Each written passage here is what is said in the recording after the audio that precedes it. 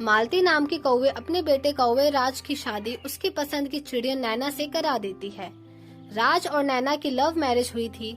साथ ही नैना बहुत ही संस्कारी चिड़िया थी जो अपने घर का सारा काम अच्छे से संभाल लेती थी।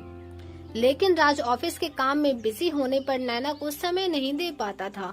इसीलिए एक दिन वो कहती है, नैना, राज, हमें एक साथ समय बिताए कितना वक्त हो गया है। पहले तुम ऐसा मेरे साथ नहीं करते थे और अब तो तुम मुझे कहीं ना घुमाने लेके जाते हो, न ऑफिस से आकर ठीक से बात करते हो। राज, अरे मेरी डार्लिंग, इतने समय में सारा फोकस मैं तुम पे ही रखता था। अब तुमसे शादी हो गई है तो मैं सोचता हूँ क्यों ना मैं थोड़ा काम पर भी फोकस कर लूँ। हमारे बच्चे के लिए पैसे भी तो चाहिए ना। जब हमारा बच्चा होगा तो फिर दिन भर मैं तुम्हारे पास ही रहूंगा। नैना, पर राज अभी का क्या? राज, अभी मैं तुम्हारे लिए गाना गा देता हूँ। जो तेनू धूप लगे आवे ते मैं छाँव बन जावा, तेरे खुशियों के खातिर मैं जग से लड़ जावा, यही मेरी आरज़ू कि मैं तेरा साथ दूं। नैना, ओ मेरे प्यारे पति, यू आर सो स्वीट, लेकिन इससे मेरा कुछ नहीं होगा। क्यों ना मैं झूठा प्रेग्नेंट का नाटक करूं जिससे तुम मेरे पास रहो। इस तरह से दोनों सो जाते हैं। अगले दिन जब वो ऑफिस जाता है तो नैना उसके सामने उल्टी करने की कोशिश करती है और बोलती है, नैना,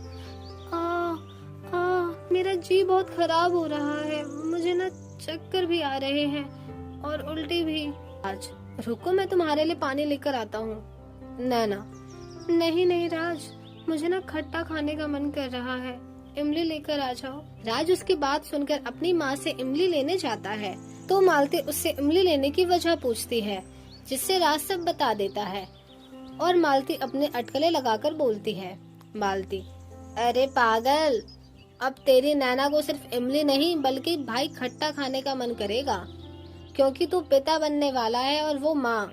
राज, सच में माँ, मैं पिता बनने वाला हूँ और आप दादी? मुझे यकीन नहीं हो रहा। देखना अब मैं अपने बच्चे के लिए क्या क्या करता हूँ। आज से मैं ऑफिस नहीं जाऊँगा, मैं नाना के साथ ही रहूँगा। मालती, ठीक है बेटा। माँ बेटे की ये बात सुनकर नैना चिड़िया बोलती है, नैना, चलो मेरा तीर निशाने पे लग गया, अब मुझे बीमार होने की एक्टिंग करनी पड़ेगी। तभी राज उसे इमली लाकर देता है जिससे नैना बड़े चाव से खाती है। नैना, आहा राज, शुक्रिया आप मेरे लिए इमली लेकर आए, पर अब मैं मीठा खाने का मन कर रहा है। राज, बस इतनी सी बात? मेरे बच्चा जो मांगेगा मैं तुम्हें वही ला कर दूंगा, इंतजार करो। तभी ऐसा बोलकर राज उसके लिए आइसक्रीम ले आता है। ऐसे ही हफ्ता बीत जाता है। नैना अपने झूठे प्रेग्नेंट होने की वजह से राज को अपने आगे भी घुमाती है, जिससे राज कौवा ऑफिस के काम पर ध्यान नहीं देता था और नैना के पास ज्यादा रहता था, उसे घूमने ले जाता था। दूसरी तरफ सास भी बहुत खुश थी कि वो दादी बनने वाली है, इसलिए वो उसे पौष्टिक खाना खिलाया करती थी और काम भी नहीं करने देती थी। मालती, अरे बहू, तू ये क्या कर रही है? तू अपने बिस्तर से मत उठ, जब तक मेरे पोते या पोती ना आ जाए तो कोई काम नहीं करेगी। जा जाकर आराम कर और ये गाजर का हलवा खा, बच्चे के लिए बहुत फायदेमंद है।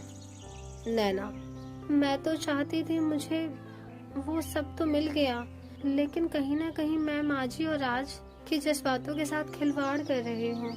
मालती, अरे सोच क्या रही है, खा ले। नैना, जी माँ। थोड़ा समय और गुजरता है और मालती अपनी बहू की गोद भराई की रस्म रखती है।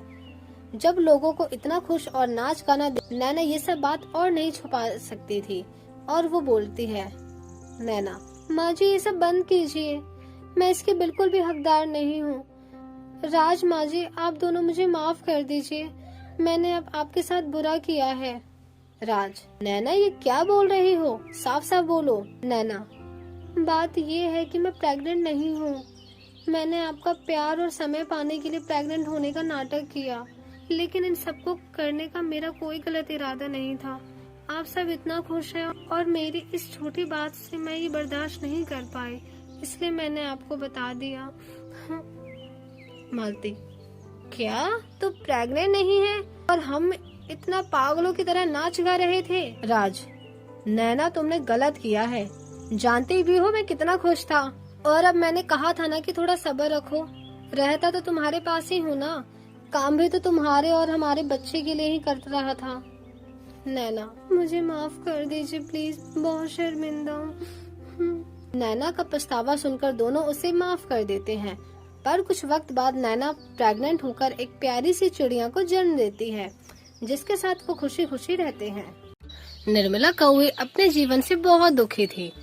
कुछ ही समय पहले ठंड के कारण उसका पति चल बसा। अब उसका देखभाल प्रीतम कौवा, उसका बेटा और बहू टुन्नी चिड़िया करती थी। प्रीतम कौवे का काम बहुत ज्यादा अच्छा नहीं चल रहा था। घर पर खाने पीने की दिक्कत बढ़ रही थी। ऐसे में कभी घर में राशन होता तो कभी नहीं। प्रीतम की नौकरी छूट गई थी। अब वो कहीं पर मजदूरी करता था तो उसे हाल के पैसे मिल जाया करते थे, वरना वो दर दर काम के लिए भटकता रहता था। ऐसे ही शाम के समय निर्मला, अरे ओ प्रीतम बेटा, मेरी आजकल तबीयत ठीक नहीं रहती है। तुझसे दवा मांगना चाहती हूँ पर बहुत सोचती हूँ, क्योंकि तेरे पास काम नहीं है। तू ठीक से नौकरी क्यों नहीं कर लेता कहीं? प्रीतम, माँ आपने बहुत आसानी से कह दिया, लेकिन मैं अभी कोशिश कर रहा हूँ। मुझे कहीं नौकरी नहीं मिल रही है। मैं जानता हूँ घर में बहुत खर्चे हैं। टुन्नी, प्रीतम जी आप अपना हौसला रखिए, एक ना एक दिन जरूर बात बन जाएगी और हमारे हालत सुधर जाएंगे। माँ जी, घर में बस एक कद्दू रखा है, उसकी सब्जी बना दूं? और तो घर में कल सुबह खाने के लिए कुछ भी नहीं है। निर्मला, ठीक है बहू, वही बना देना। टुन्नी, माँ जी मैं काम की तलाश में जा रही हूँ, आप अपना थोड़ी देर के लिए ख्याल रख लेना। प्रीतम, ठीक है, मैं अभी चलता हूँ, देखता हूँ किसी से राशन पानी थोड़ा उधार मिल जाए। इस तरह से दोनों पति पत्नी काम ढूंढने के सिलसिले में चले जाते हैं। तभी घर पर एक बूढ़ा कबूतर आकर कहता है, कबूतर, अरे कोई है तो मुझे खाने को दे दो, 2 दिन से मैंने कुछ नहीं खाया है। निर्मला, अरे मेरे घर में तो खुद कुछ नहीं है, मैं क्या दूं, सिर्फ एक कद्दू ही रखा है, वो भी बहुत भूखे हैं, मैं इसी को कुछ बनाकर खिला देती हूँ। सुनिए, थोड़ा घर में आकर इंतजार कीजिए, मैं आपको बनाकर खिला देती हूँ। कबूतर, ठीक है, भगवान तुम्हारा भला करे। निर्मला कौवे उस भूखे कबूतर को कद्दू की एक सब्जी बनाकर भरपेट सारा खाना खिला देती है। तभी वो बदले में 3 बीज देकर कहता है, कबूतर, इन बीज को जमीन में बो देना, इससे तुम्हें वो मिलेगा जिससे तुम्हारी जिंदगी सफल हो जाएगी। तुम्हें किसी भी चीज की कभी कमी नहीं पड़ेगी, क्योंकि वो एक जादुई कद्दू होगा। कौवी, क्या सच में? आप मुझे? कौवी सास उससे ज्यादा कुछ नहीं पूछती।